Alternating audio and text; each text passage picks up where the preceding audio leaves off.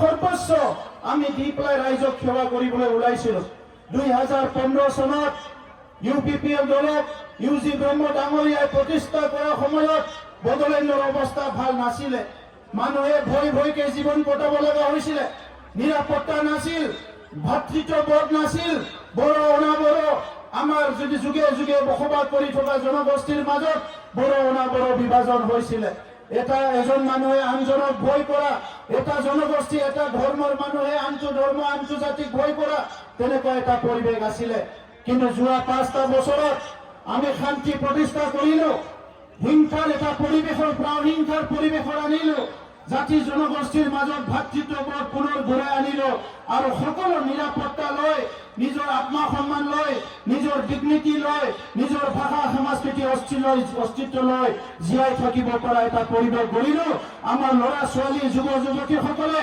ভৱিষ্যতৰ এটা সোণালী সপোন দেখিব পাৰে এটা পৰিৱেশ আমি সৃষ্টি কৰিছো আৰু এই পৰিৱেশ আগত কোনো সৃষ্টি কৰিব পৰা নাছিলে আজি ৰাজনীতি আহি পেলাই মই গম পাইছো যে যদি ইচ্ছা থাকে যেটো পলিটিক্যাল উইল বুলি কয় ৰাজনীতিকভাৱে যদি ইচ্ছা থাকে দেশ গঢ়িব পাৰে ৰাজ্য গঢ়িব পাৰে অঞ্চল গঢ়িব পাৰে ডিস্ট্ৰিক্ট গঢ়িব পাৰে সকলো গঢ়িব পাৰে কিন্তু ৰাজনীতিত আহি পেলাই অকল যদি ক্ষমতা টাৰ্গেট কৰি আহে টকা পইচা টাৰ্গেট কৰি আহে এই মানুহবিলাক একো কৰিব নোৱাৰে আজি যোৱা এইকেইদিনত কি দেখিলো যোৱা 4 মাহ ছেপ্টেম্বৰৰ পিছত নৱেম্বৰত চৰকাৰ গঠন কৰাৰ পিছত আমি কি দেখিলো বড়োলেণ্ডত পুনৰ ভল জ্বলিছে বড়োলেণ্ডত পুনৰ মানুহ ৰিলিফ কেম্পত থাকিব লগা হৈছে আৰু সেই সময়ত নেতাজনে কি কৈছে ল এণ্ড অৰ্ডাৰ মোৰ হাতত নাই যোৱা 5টা বছৰ কি ল এণ্ড অৰ্ডাৰ আমাৰ হাতত আছিলে নেকি যেতিয়া কিবা এটা ঘটনা হয় তেতিয়া কৈ ইয়াতে তৃতীয় পক্ষ আছে তৃতীয় পক্ষহে কৰিছে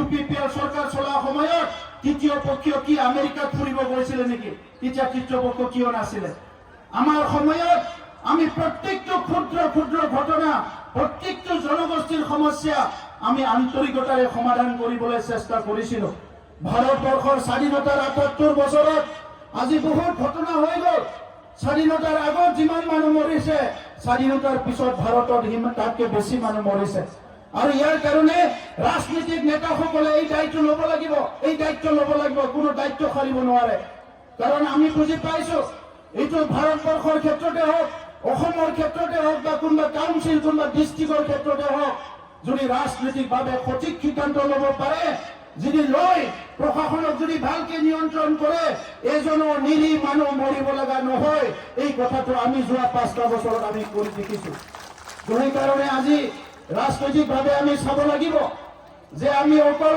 যোৱা 5টা বছৰত চৰকাৰ চলাইছো এইটো নহয় নিকাভাৱে চৰকাৰ চলাইছো ইয়াত কোনো দুৰ্নীতি অপশাসন হ'বলৈ দিয়া নাই সকলোকে সমান অধিকাৰ সমান মৰ্যাদা বা 2000তকৈ অধিক আমি মন্দিৰত পইচা দিছো 1800 বেছি স্কুল বনাইছো 200 প্ৰায় 2700 কিলোমিটাৰ 2700 কিলোমিটাৰ ৰাস্তা বনাইছো দলং বনাইছো বহুতখিনি কাম কৰি আহিছো যি আমাৰ মহিলাসকলৰ আঁচনি আমি দিছিলে মাইনাৰ চৰাং বিভিন্ন আঁচনি এইবিলাক আজি BPF চৰকাৰে কাটি দিছে ধৰ্মীয় অনুষ্ঠানত যি আলাৰী চৰাং আঁচনি দিছিল এইটো কাটি দিছে আৰু এটা দুটা যিটো চেক আছিলে বাকি আমাৰ দিনৰ এইটো আজি বিলাই পেলাই নিজৰ নাম লৈ আছে যোৱা 5টা বছৰত উদালগুৰিৰ MCLA আমাৰ ভৈৰৱকুণ্ডৰ MCLA UPPL আছিল ইয়াৰ বিধায়ক MCLA আছিল আৰু চৰকাৰৰ ৰাজ্য চৰকাৰৰ যি কাম হৈছে কাউন্সিলৰ যি কাম হৈছে এইটো UPPL কৰিছে ইয়াত বেলেগে কৰা নাই তো সেইকাৰণে আজি আপোনালোকে দেখিবলৈ পাইছে অৰুণোদয়ৰ নামত পুনৰ হাকাৰ হৈছে অৰুণোদয়ৰ নামত পইচা লোৱা আৰম্ভ কৰিছে বহুত আমাৰ দুখীয়া মহিলা বাইদেউসকল মাসকল অৰুণোদয়ৰ পৰা বঞ্চিত হৈছে সেইসকলে এইদিনা আহি মই DC অফিচত ধৰ্ণা দিয়া দেখিবলৈ পাইছো এইটো কিয় কৰিছে আপোনালোকে শাসনত আহিছে কমিটমেন্ট দি পেলাই কথা দি পেলাই ৰাইজক ন্যায় দিম বুলি আজি আকৌ অন্যায় আৰম্ভ কৰিছে ঘৰৰ নামত পইচা লোৱা আৰম্ভ কৰিছে 17 বছৰত তেখেতসকলে মাত্ৰ 59,000 ঘৰ বনাইছিলে আমি 5টা বছৰত প্ৰায় 3 লাখ ঘৰ কমপ্লিট কৰি থৈ আহিছো আৰু ইয়াত কোনো মা দেউতা কোনো আজি কমপ্লেইন কৰা নাই যে তেখেতসকলৰ দিনত এনেকুৱা হৈছিলে বুলি আমি সঁচা অৰ্থত ৰাইজক সেৱা কৰিবলৈ আহিছো তেখেতসকলে 17 বছৰ শাসন কৰি 3000 কোটি টকা ধাৰ কৰি থৈ গৈছে আমি 5টা বছৰ শাসন কৰি 300 কোটি টকা জমা থৈ আহিছো আঠানৰ ধাৰ কৰি অহা নাই বড়োলেণ্ড অঞ্চলৰ ৰাইজক আমি ধাৰত পেলাব বিচৰা নাই, আমি সেৱা কৰিবলৈ আহিছো। গতিকে আজি 26টা জনগোষ্ঠী, এই 26টা জনগোষ্ঠীক লৈ আমি আগবাঢ়ি যাব বিচাৰিছো। কাউন্সিলত 26টা জনগোষ্ঠী আছে বুলি তেখেতসকলে গমেই পোৱা নাছিলে। ইয়াত 26টা জনগোষ্ঠী সকলো ভাৰত মাতৃৰ বুকুত জন্ম পোৱা এই ভাষা সংস্কৃতি, এই জাতি জনগোষ্ঠী কোনে নিয়ন্ত্ৰণ কৰিব, কোনে নিৰাপত্তা দিব, কোনে তেখেতসকলক সেৱা কৰিব যদি এই ৰাজনীতিক নেতাবিলাক নকৰে। যদি ৰাজনীতিক নেতাজনে কেইটা জনগোষ্ঠী আছে, কেইটা ভাষা আছে, কেইটা সংস্কৃতি আছে এই কথাই বুজি নাপায়, তেখেতসকলে ক'ৰ পৰা নেতৃত্ব দিব? অকল সিন্ডিকেট কৰিবলৈ ৰাজনীতি কৰিলে নহব, অকল সিন্ডিকেট কৰিবলৈ ৰাজনীতি কৰিলে নহব। আমাৰ দিনত সেই সময়ত কৈছিলে কেন্দ্ৰীয় চৰকাৰৰ পৰা আহি যে শ্ৰীৰামপুৰত আপোনালোকৰ আগৰ পৰাই বহুত কিবা কিবি চলি আছে, বন্ধ কৰক। আমি সম্পূৰ্ণ বন্ধ কৰিলো। আজি তেখেতসকলৰ চৰকাৰ অহাৰ লগে লগে পুনৰ সিন্ডিকেট, পুনৰ জুৱা, মদ, ভাং, মাৰা মাৰি, হিংসা হিংসি এইবিলাক আৰম্ভ হৈছে। তেনেকুৱা ৰাজনীতি আমাক নালাগে, তেনেকুৱা ৰাজনীতি আমাক নালাগে। আজি গোবিন্দ বসুমতাৰী ডাঙৰীয়াই খুব সুন্দৰকে কৈ গৈছে যে এটা কমিটমেণ্ট লৈ আহিছে। এটা সময়ত ওদালগুৰিত অস্ত্ৰৰ জনজননী, হিংসা, বিভিন্ন পৰিৱেশ, এই পৰিৱেশটো আজি সিদ্ধান্ত লৈ, সঠিক সিদ্ধান্ত লৈ শেষ কৰি শান্তি প্ৰতিষ্ঠা কৰি ৰাজনৈতিকভাৱে নেতৃত্ব দি আজি তেখেতে আমাৰ অভিভাৱক হৈ ইয়াতে বহি আছে। গোবিন্দ বসুমতাৰী ডাঙৰীয়া সকলোকে হাত চাপৰি দিবলৈ অনুৰোধ কৰিছো। আজি এই সময়ত অনুভৱতে কৈছে 3টা ৰেলৰ অভাৰব্ৰিজ আমাৰ চুক্তিত আছিলে। টংলা, ওদালগুৰি আৰু গড়েশ্বৰ, এই 3টা চুক্তিৰ হয়। ওদালগুৰিত এখন NIT হ'ব। ওদালগুৰি ইতিমধ্যে স্পৰ্টছ একাডেমি 280 কৰোৰৰ চেংচন হৈ গ'ল, ইয়াৰ কাম আৰম্ভ হৈছে। ইফালে ওদালগুৰিত আমাৰ হৰিচিংগাত নাৰ্ছিং কলেজৰ নিৰ্মাণ হৈ আছে। ইয়াত যিটো আছে আমাৰ এটা ট্ৰাইবেল ইউনিভাৰ্চিটি হ'ব। তেনেকুৱা বহুত অনুষ্ঠান প্ৰতিষ্ঠান ওদালগুৰিত হ'বলৈ গৈ আছে। এইটো 2020 চনৰ শান্তি চুক্তিৰ এটা ফল। আৰু আজি আমি 3জনকৈ সাংসদ হ'ল, 2জন সাংসদ আগৰে আছে আৰু এজন সাংসদ। BPF-এ কৈছে যে ইয়াতহে কাম আছে, তাত কাম নাই। টকা পইচা কিন্তু তাৰ পৰাহে আহিব। দিল্লী, দিছপুৰৰ পৰা পইচা নাহিলে তেখেতে কি সিন্ডিকেটৰ পৰা চৰকাৰ চলাব নেকি? এই সিন্ডিকেটৰ পইচা দি তেখেতসকলে নাটক কৰিব পাৰিব, চৰকাৰ চলাব নোৱাৰিব। গতিকে পইচা আহিব দিল্লী, দিছপুৰৰ পৰা। আৰু আজি 3জন সাংসদ হোৱাৰ লগে লগে UPPL দলে বড়োলেণ্ডৰ 26টা জনগোষ্ঠীক দিল্লীলৈ লৈ যোৱাটো আমাৰ দায়িত্ব।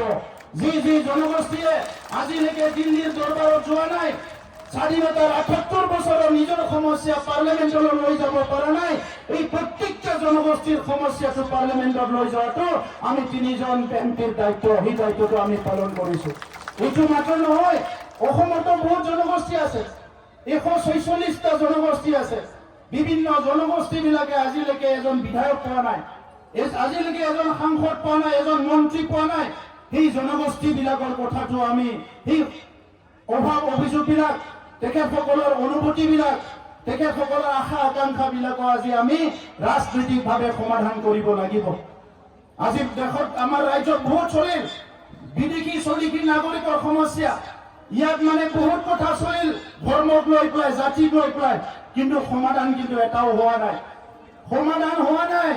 এই সমস্যাবিলাক জীয়াই ৰাখি কিছুমান নেতাসকলে যুগে যুগে ৰাজনীতি কৰিব বিচাৰিছে। আৰু UPPLৰ টাৰ্গেট এই সমস্যাবিলাক স্থায়ী সমাধান কৰিব লাগিব। সেইকাৰণে অহা বিধানসভাত আমি 15টা সমষ্টি ইয়াতে যিটো আমাৰ এছেম্বলি আছে ইয়াত কণ্টেষ্ট কৰাৰ লগতে বাহিৰতো আমি 6-7টা সমষ্টিত আমি কণ্টেষ্ট কৰিব বিচাৰিছো।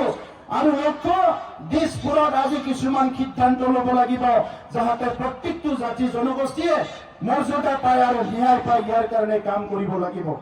সেইকাৰণে শ্ৰদ্ধা ৰাইজ আজি বহুতখিনি আঁচনি আনিছে, কিন্তু সেই আঁচনিবিলাক সঠিকভাৱে ৰূপায়ণ হোৱা নাই।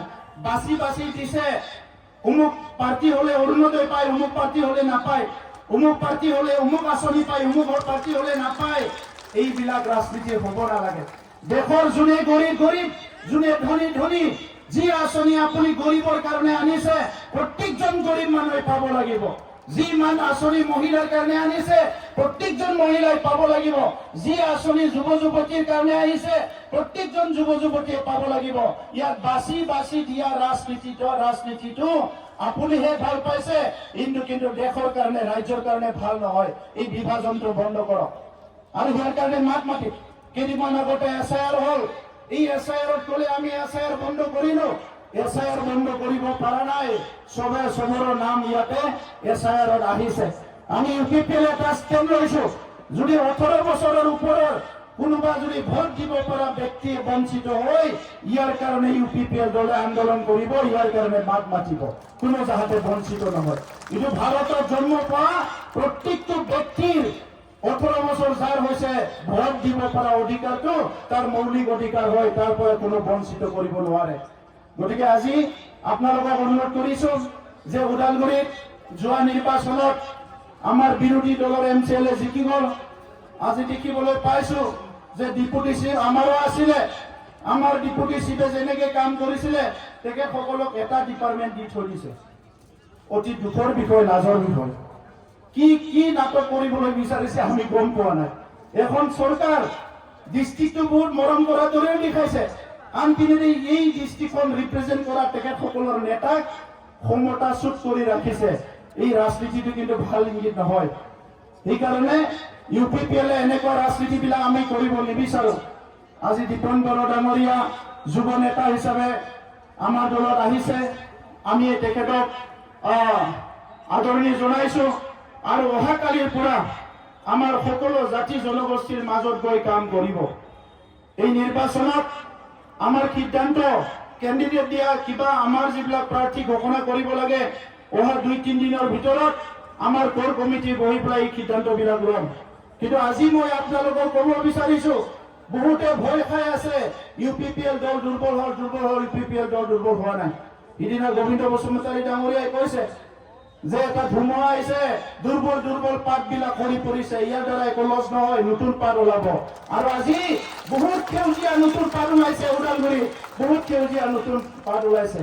ইয়াত বহুত শিক্ষিত যুৱ যুৱতী যিবিলাকে MSc কৰিছে, MTech কৰিছে, MBA কৰিছে, বহুত ভাল ল'ৰা ছোৱালী আজি দীপেন বড়ো ডাঙৰীয়াৰ লগত আমাৰ দলত যোগদান কৰিছে। আমি সেইটোকে বিচাৰিছো। দেশ গঢ়িব লাগিলে, সমাজ গঢ়িব লাগিলে, জাতি গঢ়িব লাগিলে আমাক সেই এনাৰ্জিটো লাগিব। যাৰ সপোন আছে, যাৰ আশা আছে, যাৰ ভৱিষ্যতক লৈ পৰিকল্পনা আছে, কিবা এটা কৰি দেখাবলৈ মন আছে, তেনেকা যুৱ যুৱতী সকলক লৈ পেলাই UPPL দলে অনাগত দিনত বড়োলেণ্ডৰ এটা সুন্দৰ সমাজ গঢ়িবলৈ আমি আগবাঢ়ি আছো। গতিকে আপোনালোকক ধন্যবাদ জনাইছো। আৰু সকলোৱে আমাৰ নিৰ্বাচন বেছি দিন নাই, সকলোকে মই অনুৰোধ জনাইছো যে আমাৰ ওদালগুৰি জিলাত 4টা সমষ্টি আছে। এই 4টা সমষ্টি যোৱা ডিলিমিটেশ্যন হোৱাৰ পিছত আমাৰ নতুনকে টংলা সমষ্টি হ'ল, আগৰ পানেৰী ঢেৰগাঁও হ'ল, ওদালগুৰি সমষ্টি আৰু মাৰবাৰ সমষ্টি। 4টা সমষ্টিতে UPPLৰ প্ৰাৰ্থী থাকিব। আৰু ইতিমধ্যে আমাৰ হিচাপ ওলাইছে 4টাৰ ভিতৰত 3টা সমষ্টি UPPL জিকাৰ ফালে গৈ আছে। বেলেগৰ অংকবিলাক গুৰুত্বপূৰ্ণ লাগিছে, দশমিক লাগিছে, আমাৰ অংক কিন্তু এইবাৰ দশমিক নাই। ৰাইজ মই কৈছো আমাৰ অংক একো দশমিক নলাই, একদম শুদ্ধ উত্তৰ ওলাব। সেইকাৰণে আমাৰ ভেৰগাঁও, টংলা, ওদালগুৰি আৰু মাছবাট সকলো যাতে জোৰ দি কাম কৰে। ৰাইজে আমাৰ শক্তি, ৰাইজৰ লগত আমি আছো। কোন নেতা কি কৰে নকৰে, কোন দলে কি কৰে নকৰে, ইয়াৰ লগত মতলব নাই।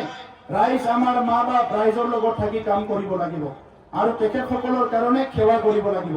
মই ধন্যবাদ দিব বিচাৰিছো আমাৰ ওদালগুৰি জিলা, ভেৰগাঁও জিলা, আমাৰ প্ৰাক্তন EM সকল, MCLA সকল, দলৰ নেতা কৰ্মীসকলক যোৱা 5টা বছৰত যিমান ধুমুহা হলেও, বানপানী হলেও ৰাইজক কোনো কষ্ট পাবলৈ দিয়া নাই। তাৎক্ষণিকভাৱে তেখেতসকলে যাই সেৱা কৰিছে। আহি থকা সময়তো এই যে মনোভাৱ, ইটো লৈ পেলাই ওদালগুৰি জিলাৰ আমাৰ সকলো UPPLৰ নেতা কৰ্মীয়ে কাম কৰিব, এইটো আশা ৰাখিছো আৰু সকলোকে ধন্যবাদ জনাইছো। পুনৰ অনুৰোধ কৰিছো এবাৰ মোৰ লগত শ্লোগান দিয়ক।